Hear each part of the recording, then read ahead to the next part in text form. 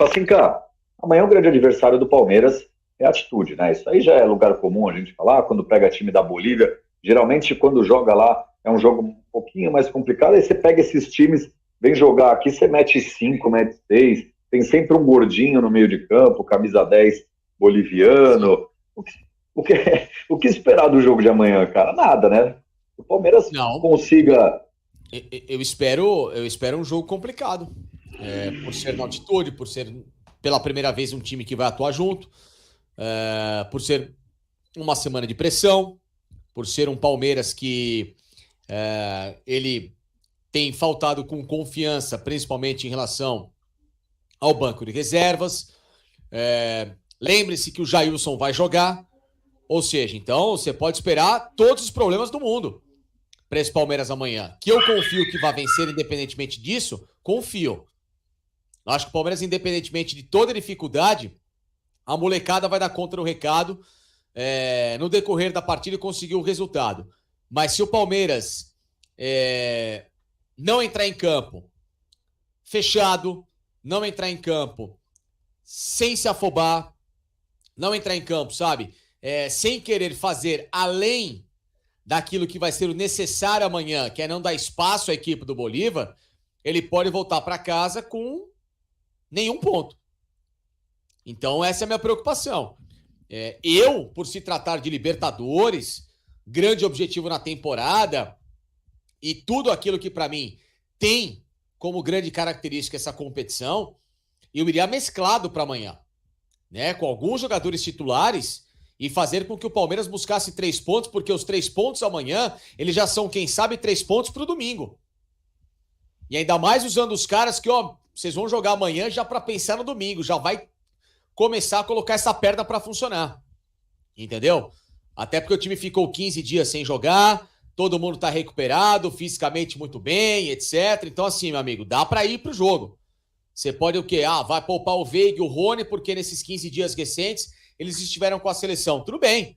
Mas aí você tem o Arthur, você tem o Endrick, você tem o Dudu, você tem um monte de gente aí para entrar nessa equipe. Vambora, vamos fazer acontecer essa brincadeira.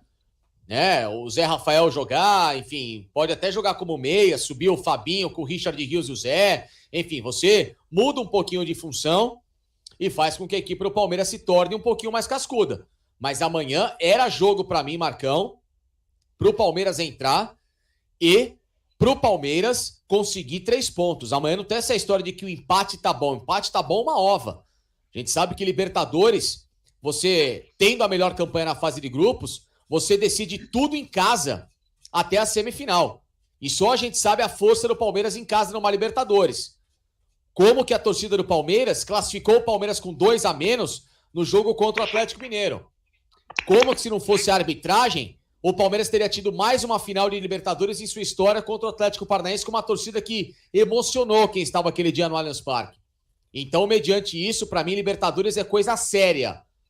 Eu entraria, até porque esse grupo não é o do ano passado, é um grupo muito melhor. O Bolívar, queira ou não, com a sua limitação, é o líder do Campeonato Boliviano, é um grupo City, é treinado por um técnico espanhol, ou seja, está numa nova metodologia para tentar se tornar alguma coisa relevante na América do Sul. O Cerro Porteño é um time tradicionalíssimo que a gente conhece muito bem, com alguns bons jogadores de seleção paraguaia, e que recentemente enfrentou o Palmeiras, ganhamos bem, é verdade, mas é sempre uma equipe muito chata. E o Barcelona de Guayaquil, há 2 temporadas, era semifinalista da competição. E com o mesmo treinador que voltou agora para essa temporada, que é o Fabian Bustos, com base naquele time. Então é bom ter cuidado. Esse grupo do Palmeiras não é baba. Esse grupo do Palmeiras é perigoso, Marcão. É uma armadilha. Segundo o ranking da própria... Não, só complementando, você falou sobre o Bolívar, né? Essa nova fase, né, da questão do Grupo City. O Bolívar não perde em casa desde o dia 10 de agosto. Né? Então já tem um longo período aí que não perde em casa. Dos últimos 12 jogos em casa, são 11 vitórias e um empate, né? Não teve derrota. E se a gente pegar os 3 últimos jogos, o Bolívar não sofreu gols e marcou 10. Então, assim, também não é mais aquele time bobo, né? Como em edições anteriores. Então é importante também que o Palmeiras entre ligado nesse jogo. Né? Não achando que, claro, pelo cenário, né? Você falou muito bem aí que não é jogo para empatar, o Palmeiras tem que ganhar o jogo. Mas pelo cenário e a circunstância da semana, o Palmeiras, na minha percepção, se voltar de um empate da Bolívia, parece que vai estar todo mundo satisfeito, pelo menos comissão e jogadores, né? Claro, entram para ganhar, mas acredito que na percepção deles voltar com um empate não seria ruim. Eu não sei, eu discordo um pouquinho disso. Eu acho que o Abel ele é um cara meio aficionado, eu acho que aí é uma questão da altitude mesmo. Nessa eu não consigo discordar, eu acho que o Palmeiras fez certinho, eu acho que tem que preservar para entrar com gás total no domingo. Deus me livre, ganha amanhã, vamos pegar o cenário. Se o Palmeiras amanhã vai para lá, com o time titular, vence, ok, 3 pontos na Libertadores.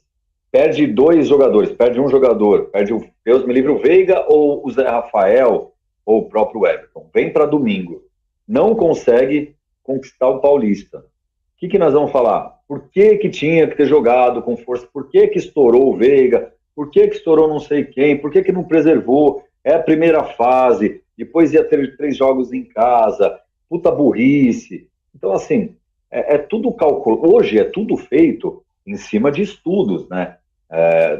O Palmeiras tem um suporte muito bom, médico, um suporte científico, que demonstra tudo que o Abel tem que fazer ou preservar. Aí fica também uma provocação para o outro lado, para eu passar para vocês, para o Thiaguinho, para gerar uma discussão aí. Sabemos que o Abel é ficcionado por números, correto? Se o Palmeiras não tivesse perdido para o Atlético Paranaense fora de casa, o Palmeiras já detém esse recorde de jogos fora de casa, né, sem derrotas. Ali quebrou esse recorde, tudo bem, pode começar uma nova era, pode vir um novo recorde. Mas a chance dele aumentar esse recorde, esse número de vitórias fora de casa, ele iria com os reservas? Ou ele iria com os titulares para ir com mais certeza, com mais possibilidades de fazer mais uma vitória fora de casa, Thiaguinho? Eu particularmente acho que ele manteria o planejamento, né? Assim como ele falou na coletiva que vai seguir o planejado, independente do resultado, acho que se o Palmeiras tivesse vencido, por exemplo, talvez ele, né, colocasse todo mundo para viajar e, teoricamente, esse time reserva poderia jogar a partida de volta, enfim. Mas eu acho que não mudaria muito a estratégia do Abel em relação a esse recorde de invencibilidade, né? 20 jogos fora de casa, sendo 22 fora de casa de forma geral, né? Porque os jogos únicos contra Santos e Flamengo não contam, né? São considerados campos neutros. Mas, enfim, eu acho que o Abel não mudaria, não, em relação à estratégia para esse jogo contra o Bolívar, que, na minha visão, é o time mais fraco do grupo. E eu concordo aí com o raciocínio de que um empate fora de casa numa estreia é positivo. Até pelo cenário, o Palmeiras vai com um time totalmente reserva, um time que não está acostumado a jogar junto. E, enfim, vamos ver o que vai dar, né? Porque teremos aí, talvez, Breno Lopes, Rafael Navarro, o próprio Jair, que o Vacinga comentou. É um time que a gente sabe que não tá longe, né, de ser o ideal, e os jogadores que não tá entrando no ritmo do Palmeiras. Vai ser um pouco complicado, né, numa estreia na altitude, fora de casa, completamente diferente assim do que a gente vem tendo aí no início de temporada, mas eu faria a mesma coisa que o Abel, principalmente